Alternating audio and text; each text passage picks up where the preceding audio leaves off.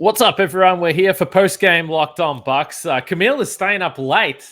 The Bucks just beat the Clippers. They beat the Blazers last night, so it was a nice weekend if you're a Bucks fan. And we also got an old friend back, Greg Monroe. We're obviously going to talk about that. Jrue Holiday just had a huge fourth quarter. Giannis is putting up numbers. Bobby Portis is trying to get to the three-point contest. So there's lots to discuss. Let's get started.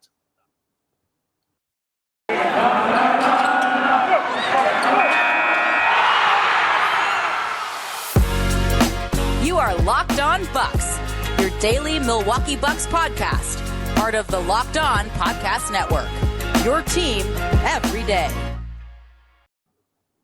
Welcome to Locked On Bucks. I'm your host, Kane Pittman. You can see and hear me on the show every weekday and also find my work over at ESPN. Joining me once a week now, by the way, if you missed the memo, also from the Technical Foul podcast, but part of our family here at Locked On Bucks. It's Camille Davis. Like I said, she's staying up late. Frank, I think, is he may have already gone to sleep. I'm not sure. He's getting on. Frank, he's getting a little bit older. He's not as young as me and you, Camille. So he needs to get to sleep. So Frank, hopefully he's sleeping well. He'll wake up in the morning, hear this, and be very disappointed in me for saying those things about him. But before we dive into this game, I will say today's episode is brought to you by Bet Online. Bet Online has you covered this season with more props, odds, and lines than ever before.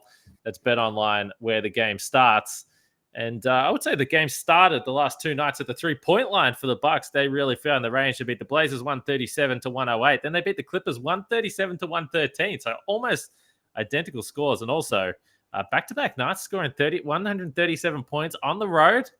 That's pretty nice, Camille. But I think we should stay in the present. And we'll talk about this Clippers game more specifically. It did get a little bit hairy perhaps halfway through the fourth quarter there, where maybe Giannis and these guys had to play more minutes than what it was looking like they were going to have to, but Jrue Holiday took over. Oh, yeah, for sure. It was one of those games where the third quarter starts and you're watching and you're like, well, I know the Bucks can struggle during third quarter. So let's see what they do here. And that third quarter, they just popped. I mean, Pat Connaughton couldn't miss a three. It felt like they were just getting what they wanted when they wanted. And then as the quarters start to end, the Clippers start making a little run. The fourth quarter begins and here come the Clippers. And it's like, oh my God, Norm Powell is doing what he always seems to do against the Bucks. Don't quite understand it. But as you mentioned, Jrue Holiday said, this isn't going to happen tonight. And the Bucks closed the deal out in the fourth quarter. Big fourth quarter from Jrue Holiday. And Bobby Portis also had some really timely shots here to seal the deal for the Bucks. Yeah, I got bad news for any Clippers fans that are listening to this podcast. If you think that you've traded for some all-world elite offensive talent in Norman Powell, unfortunately, you only play the Bucks twice this season. So if it ends up being a LA Clippers, Milwaukee Bucks NBA Finals, then that's fine. Norman Powell is probably going to win the Finals MVP.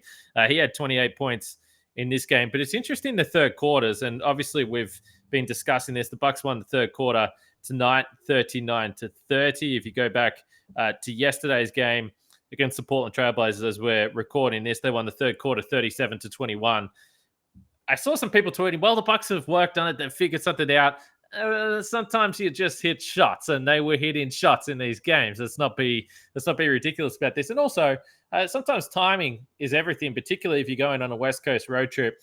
The two teams that they've played in Portland and the Clippers are completely all over the shop. Obviously, they've had their struggles and personnel issues. No Dame Lillard, no Kawhi Leonard, no Paul George. They've also had this trade, so guys are coming in. And as we said, Norm Powell played well, but you couldn't have picked a better time if you're the Bucks to have a back-to-back against Portland and the Clippers.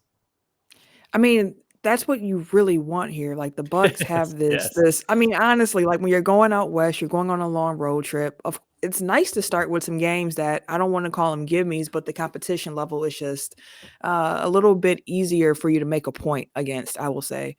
You start with Portland, then you go to the Clippers, then you have the Lakers, and then you end with Phoenix. So you're working yourself up there to a big showdown on Thursday against Phoenix. So I love to see them get two quick wins on the road here, especially on a back-to-back situation where they were able to pull out pretty dominant wins against some teams you would expect that against. And I like to see the Bucks doing what I expect them to do against certain teams. So takes out of the stress out of watching the game when they actually come and they just kind of take care of business, not playing around with their food, not taking anyone, for granted, just really coming out, playing with energy, making good decisions, and playing some good basketball. Yeah, one night off, and then they're obviously going to stay in LA. They'll play the Lakers. We know the Lakers have been all over the shop and really, really struggling. But LeBron did play yesterday, so it looks like you're going to get that LeBron-Giannis showdown. That's always a big matchup. And then they have the Phoenix Suns to finish off. So I think on this road trip, I discussed it with Frank the other night. I think we said worst case scenario is 500. Well, they've at least secured that. Now, you don't want to lose these last two games, but at least you've ruled out the possibility of a 1-3 or an 0-4 road trip, which is nice. And as per the standings right now, the Bucks 34-21. They've actually won 7 out of their last 10, which is nice because we know they had those struggles there in January, losing some games like this. They're only half a game back. So they're basically tied with the Bulls, half a game back of Miami for the top seed there. And we know some teams are struggling a little bit. Brooklyn are in the play-in tournament. So we'll see what happens with those guys over there. Bobby Portis to the three-point contest. Camille is starting to gather momentum. He had 30 points against the Blazers, 6 for 8 from 3. Tonight he had 24 points, 11 rebounds. He was 4 for 5. So 10 for 13 from the three-point line in this back-to-back. I believe they are announcing the participants. I think it's Tuesday. It'll be on TNT. I think so. I'm not 100% sure, but I think that's right. Listen, we were talking about get Bobby to the three-point contest on this show. I've been hearing on the broadcast with Lisa and Marcus saying get Bobby to the three-point contest. They asked Bobby about it during a post-game interview, and he said, yeah, I'd be down to go. Like, if they invite me, I'm in there. Like, I would love to do that. So come on, what more do we need to do here? Bobby is showing you guys, NBA, brass, whoever makes this decision here, Bobby is showing you that he wants to be in that three-point competition, and he is scorching as of late. Like, he's hitting threes at this point where I'm like, Bobby, I don't know if that was a great shot or not, but like they're just dropping. It's like he can't do any wrong right now when it comes to shooting those threes, which is great to see after he was slumping a little bit prior to these games. Yeah, I'm just trying to pull up his percentage here right now. So it looks this would have been prior to tonight, but Bobby Portis was at 41.3%. So it is a little bit down, but then obviously tonight he was 4 for 5, so that will help him out a little bit there. The thing I love about Bobby Portis is the reactions. You're always getting something funny from Bobby.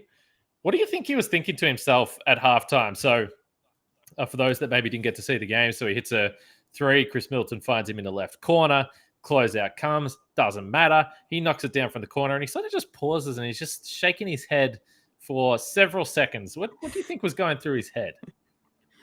That's one of those times where you're just shaking your head like, I can't believe it myself. Like, yes. Hey, you see what I'm doing out here? Like, hey, I don't understand it myself. It's kind of like when Jordan does a shrug, I can't really explain it. You see the results. It's just like I do. Hey, it's dropping right now. So Bobby was just feeling good, I think.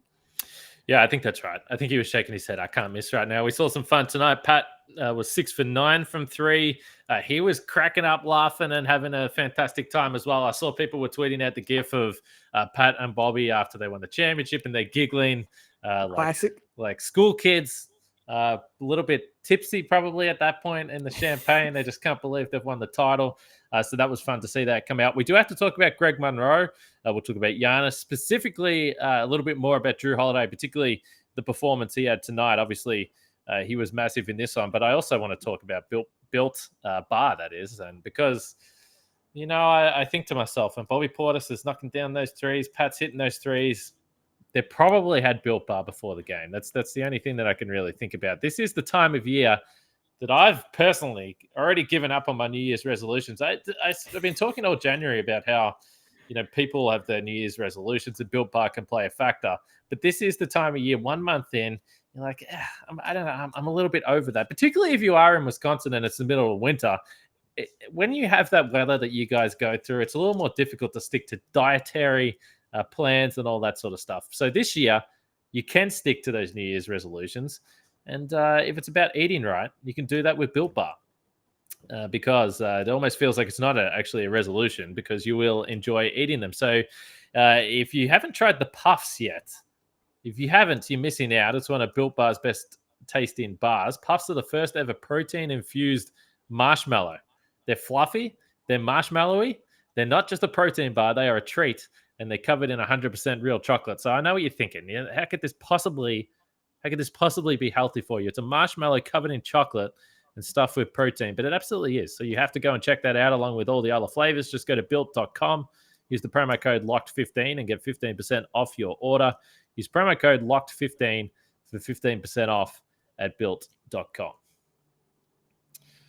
So we are within a week now until the trade deadline. So we are really on the countdown here. We'll see what the Bucks do anything. This will be a nice lead into talking about Greg Monroe, but keep it locked on the Locked On Podcast Network's trade deadline show. You'll be able to find that on the YouTube channel, social media. You'll see us all plugging that show, but make sure you go and check that out. Greg Monroe. I woke up the other morning, checking the notifications. I tweeted about it. I was wondering if the last few years of the pandemic, the Bucks winning the championship, if everything was just a dream and I'd just had one of the greatest night's sleep of all time. No, it was true. Greg Monroe is on the Bucks. Michael Carter-Williams is playing with Orlando. Jason Kidd is coaching the Mavericks. The Bucks are the champions. John Henson probably hasn't watched an NBA game in the last 4 years while he's out fishing or whatever he's doing down in Florida. Greg Monroe back to the Bucks, though, and it's interesting. We can get into his contributions over the couple of games here, but it does make a little bit of sense. Of course, we don't know what the Bucks are going to do here at the trade deadline. I don't anticipate that Greg Monroe is what the team is thinking is the answer long term, and I probably would guess that I'd be surprised that if he was on this team, heading into the postseason. But getting a body, particularly a guy that's familiar to the team, that Giannis and the guys genuinely like, does make sense. If you remember back to last week, Giannis basically publicly said, yeah, it's getting really hard for me to be playing all these minutes. For him to come out and say that publicly, to me, I was like, all right, yeah, the Bucks are saying, you're right. You're right. We're putting you through a lot right now. We're putting Bobby Portis through a lot. Let's get a guy that the people like, getting back in the team. Everyone's going to be happy about it. He can play minutes and just an innings eater. And I don't mean that in any type of offensive way, but that's what it feels like. And let's be honest, he's done that. And that's what the Bucks needed. I mean, when you think back to the Boogie signing, which I know can still be a sore spot for some Bucks fans, there was a great meme, the meme where it's like people on the bus. Someone's looking out the window and it's like mountains and nice outside, and someone's looking out and it's like desolate. On the desolate side, it was like the Bucks should have kept Boogie. On the happy side, it was saying "and one." So I'm on that bus when it comes to the Boogie signing or to the Greg Monroe signing, because it's like, okay, the Bucks got Boogie because they needed another big while Brook was out, just to eat up some of those minutes, like you mentioned. As we watched Boogie play with the Bucks, one, it was a cool story just to see Boogie back and, looking healthy, making some plays, although we saw defensively that he probably would not work out for the Bucks come playoff time. So he was a regular season body at best. Bucks decided to cut him. There was, of course, the fan discourse around that when it comes to the ownership being cheap, or why did we cut Boogie? For me personally, I was just shocked the news came right after he walked off the court, more so than him being released, because it kind of felt like we were going that path anyways. But again, now you cut Boogie, you saved your few bucks, but now you're back in the same position of needing another big body to eat up minutes. So grabbing Greg Monroe, someone who we've seen bounce around a little bit already this year on other 10-day contracts, just come in, need 10, 15 minutes a night. Just please help us in that regard. And he's doing the job so far. I mean, both games that he's been in so far, he flew right out to Portland, came through with a solid game off the bench, nothing crazy. And then tonight came back with 9 points tonight. So like, he's not doing, he's not an all-star level player or anything like that, but he's a guy who's doing his job, and that's playing center and taking some of that toll off of Bobby and Giannis for them to have more energy, doing what else they're good at on the court. He looks in great shape, doesn't he? It's not just me. He He's looks like looking he lost slim. some weight. Yeah, like he lost some weight. He's looking slim. So he's been able to get up and down the floor, probably with a little bit more mobility than Boogie Cousins. Let's just say that. It felt painful watching Boogie Cousins try and run up and down the floor with any type of speed. But yeah, I mean, I had a number of people, because I tweeted today because there was this beautiful moment in the second quarter, I think it was. Giannis missed the shot. Greg Monroe goes up there, gets the one-handed rebound with the right hand, puts it on the floor, left hand, drops it in, little bit of contact. He yells out and one. Everyone can hear it in the whole entire arena. I was just nearly brought a tear to my eye, Camille. But I had a number of people say, well, he's a better fit than Boogie. I mean, again, I don't really whatever. Maybe he is. That's fine, but it's not really that important to me. But I did see some interesting comments. I think Eric tweeted about it. We were sort of chatting about it in our DM about the idea of Greg Monroe playing in the dunker spot. And it's kind of funny because you already noticed with Greg Monroe coming into the lineup that all of a sudden now the Bucks were big at stages. It's like, okay, let's play Greg Monroe with Giannis. Let's play Greg Monroe with Bobby Portis. It's just not really an option they've had at any point all season, bar a couple of games with Boogie, as we discussed. And Monroe is a little bit different. I know, you think about Greg Monroe in the past and he puts the ball in the post and he's pounding the ball, getting in the way, kind of an inefficient guy in a modern day offense. But if you have Giannis there, and Moose isn't going to stretch the floor, and this is why probably in the early iterations of the Bud era, Monroe is not someone that could have possibly played in the offense. It just wouldn't have worked. But if you do just put him there in the dunker spot, he's got good hands. He can finish around the basket. He's going to get you points. And so, we saw that, as you mentioned, 6-6 last night against the Blazers, 9 points, 4 rebounds here. And again, not playing exactly powerhouses these last 2 games, but I think anytime you can reduce the load a little bit, even if it is only for these 10 days or for these next couple of weeks, I think it's a good thing. Plus, the nostalgia hit is nice. Yeah, the nostalgia hit is really nice. And I was thinking about it okay, looking at Greg Monroe coming back and who he's played with on this team, it's just Giannis and Chris at this point. But if there's any 2 players that you want to be familiar with, that you've played with, have experience with, Giannis and Chris are probably, the 2 you want that with. So it's nice to see Moose out here, especially because he seems comfortable getting his buckets when they come. He's not, posting up on the block, demanding for the ball over and over. If it's a miss, he gets offensive board, he's going back up with it. If he catches the ball and he's near the hoop, he's going to try to make a move and go up with it. He also had a pretty nice assist in tonight's game too, where I thought he was going to go up, but at the last minute he decided to kick out and we got a 3. I think it was to West. And I was like, okay, Moose, I like to see that from you. So it's really nice to see a guy just come in and say, hey, I know I used to be here years ago. It was different back then. I understand the situation now. I'm just trying to do my job and do it well.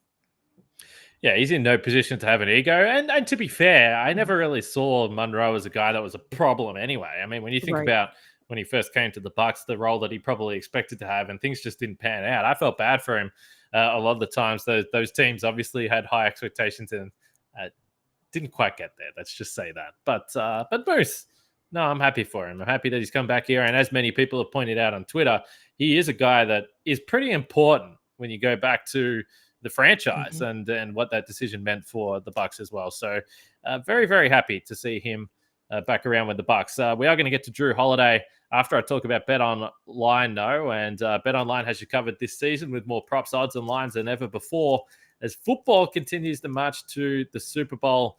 And that's coming up in just over a week here as well. Well, actually, it'll probably be done by now, won't it? This time next week. But betonline.net remains the best spot for all your sports scores, podcasts, and news this season. And it's not just football. BetOnline has up-to-the-minute info for pro and college hoops, NHL, boxing, UFC, along with live real-time updates of current games. Don't wait to take advantage of all the new amazing offers available for the 2022 season. BetOnline, where the game starts.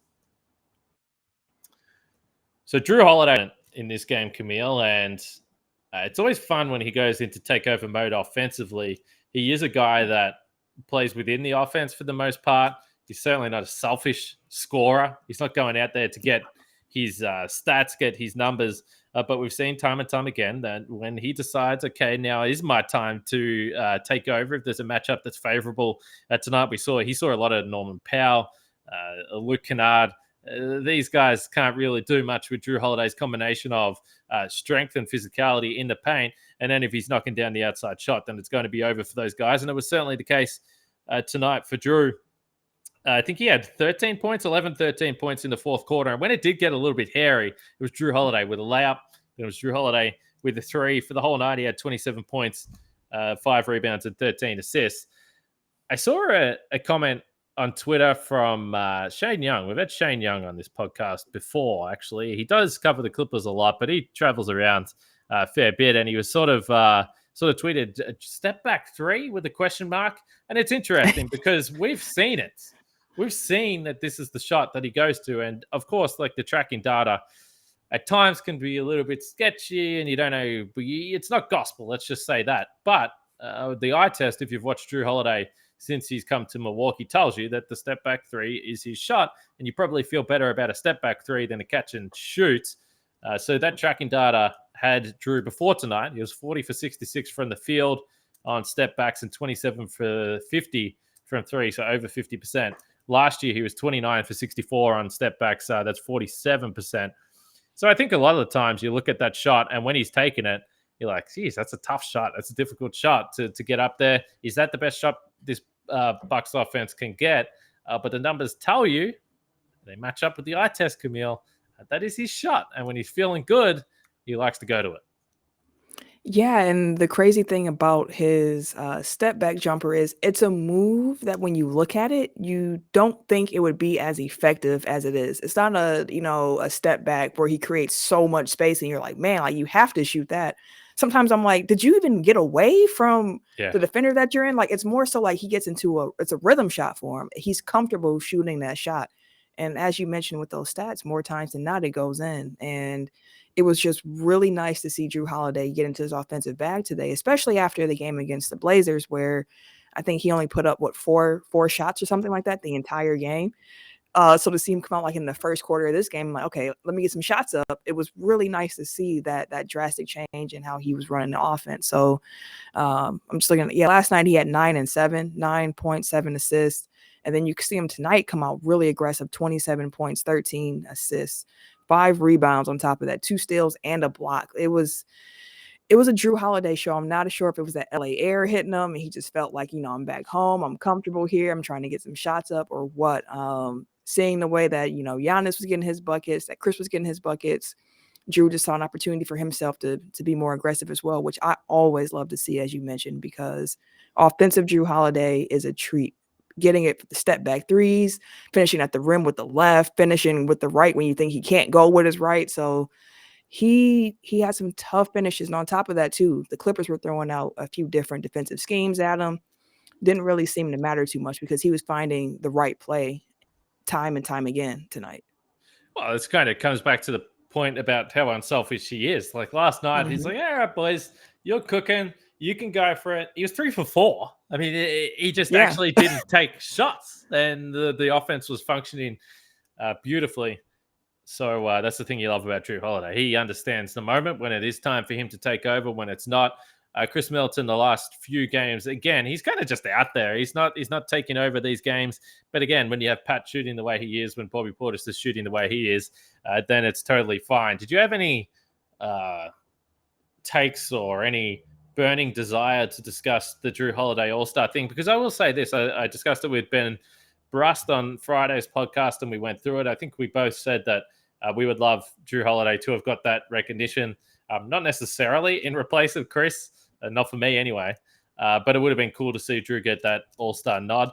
Maybe there's a little bit of motivation there coming home as well tonight. He's like, you know what, I'm gonna take over this game in front of everyone there at the Crypto.com arena or whatever it's called. But Jrue Holiday, I have thought that it was nice over the weekend listening to podcasts, listening to some of the national people break it down. And a lot of people are saying, what about Jrue? He deserved to be an all-star, which I think is nice. That's at least the recognition that he hasn't got in previous years. Yeah, and I think when it comes to the All-Star game, part of the problem is that there are normally more guys deserving of a spot than there are actual spots. And with the way that they have it set up now, where they got rid of the center, the forwards, and the guards, and they have the backcourt and the front court positions, I was looking at it and I was like, okay, well, Chris is front court, Jrue is backcourt. So the competition level was a little bit different for both of them to get into the game. Yeah. Me personally, when we had our conversation even on Locked On Bucks, I think it was last week or the week before, I would have thought that Jrue had a stronger case to make the All-Star game over Chris Middleton, but I'm not mad, that Chris made it. And to Jrue, we know that he says consistently that what matters to him is the opinion of his peers, that they respect him. And to even hear the conversation of, I think Jrue Holiday was a snub, is more than what we've heard in the last few years for him. So it's one of those things where it's kind of like, it's not exactly what you were hoping for if you're Jrue Holiday or a big Jrue Holiday fan, but you were close. You were close this year, and that people are acknowledging your game and respecting what you can do at the same time. So another interesting part of this game tonight, if you're watching on Bally Sports Wisconsin, was Marcus Johnson's ad read for the Dua Lipa concerts. He broke into a little bit of song. Beautiful stuff from Marcus. So, as someone who has to go through and we do these ad reads, and I pride myself, not great humor tonight, I'll say that, but I do pride myself on trying to bring some humor to the ad reads. Marcus Johnson, to the surprise of no one, absolute natural. Mm-hmm. I mean, what can't Marcus do I don't know. at this point? Like, he's just so multi-talented. It makes no sense. I mean, he's good at Twitter. We've seen him act before. White man can't jump. He does the commentary. He still dunks every birthday. Like, I mean, Marcus can do it all at this point. He can. There's no doubt about that. So, a pretty good weekend all told here, Camille. I think we walk away from this one feeling pretty good. As I said, the Bucks right now, as I pull back up the standings, 34-21, and it's kind of crazy. I was thinking about this just as this game was wrapping up and looking at these standings. We've spoken about it a lot. And again, if the Bucks lose the next two games, it's going to change. So it's always fluid, and these teams are chopping and changing a little bit. But it is crazy that for all the quote-unquote struggles that they've had this season and the discussions we've had, and quite frankly, still perhaps the hole they have in the roster that they need to rectify here in the next week or so, half a game off the top seed, they're still in a pretty good spot here. Yeah, and that's the way the East is shaking up right now. We saw the Cavaliers make a trade that could definitely boost their roster going forward for this season. As you're scared of the Cavs now, Caris LeVert, as he tipped the scales. You're concerned? Is he? No, I just I like what Cleveland's building. They're just a fun team for me to watch. Yeah, they're likable to me, so it's kind of cool to see them, trying to shore up their horses and make a big push for it, because coming into this season, I definitely did not think of Cleveland as a playoff team. But at this point, I'd be surprised if they were not a playoff team. But as you mentioned, it's so fluid right now. I mean, Miami has 20 losses in, right now, and you look down at Toronto and they have 23 and they're the 6th seed. So everything right now is just so fluid. So again, I know some people look at the competition level of Portland, of the Clippers, and say, well, hey, is that too much to be proud of? But we're at a point now where, very proud of getting those 2 wins, because it's on the road. The race for, number 1 seed in the East is tight right now. Every win matters. So definitely love to have those wins taken care of, because as you mentioned, 7-3 in the last 10, got 2 national TV games coming up. We know Giannis likes to get up against LeBron and the gang and AD. Last time Lakers and Bucks played, AD and Giannis wasn't pretty for AD. So looking forward to that game for sure. And hopefully the Bucks can stack up some more wins before they come home. We didn't even really hardly mention Giannis, but by the way, he had some plays. He had that ferocious dunk against the Blazers where he threw it down. He had a block tonight where he was almost jumping all over the top of someone on his team and swatting it off the glass. Giannis, so thankfully, they got to keep the minutes a little bit lower over these 2 games. So 29 points, 9 and 6 against Portland, 28, 10 and 5. And there was a moment again where he came to the bench today where I was just like, you know what? We talk about the Bucks every day. We think about possible matchups moving forward. But when you've got that guy on your team, you're going to go into any playoff series and basically have the best player in the 4, which is as important as anything. So, look, Giannis, we didn't really speak about you a lot on this podcast, but never forgotten. Never forgotten your contributions to the Milwaukee Bucks. Let's say that. We're very thankful. Can't forget Giannis. Can't forget. And Giannis is also on a crazy scoring streak right now. That 25-point game streak he has going on. I believe he's only behind Kareem now in Bucks history for longest streak of 20 or games with 25 plus points going. So he's been playing some great basketball at a very high level consistently. 19 straight with 25 points or more for Giannis. Love to see that going. even going back to his early days when the big scoring explosions were rare, he did tend to bring them out against LeBron, which was always fun when he was back in Cleveland. So it's going to be fun in a couple of days' time. At some point, we have to get into the trade deadline in a little more depth. So if you have questions, you want us to discuss anything in particular, make sure you send them through either on YouTube or you can get us, any of us, myself, Camille, Frank, whoever it is, on Twitter there as well. So make sure you hit us up with those questions, and we'll talk trade deadline as the days count down here. We'll see whether it's going to be very eventful for the Bucks. Make sure you check out the Locked On Bets podcast as well with your boy Q and handicapping expert Lee Sterling. They got you covered for all that stuff, whether it's basketball or sports. Check out those guys right there. But Camille, that's a successful podcast after a successful back-to-back. You love to hear it. You love to hear it. And on top of that, all Locked On Bucks listeners should know now, I like to go to sleep early. So also a big win that the West Coast game that I got to cover ended earlier than the other one. So it's a win-win-win in my book.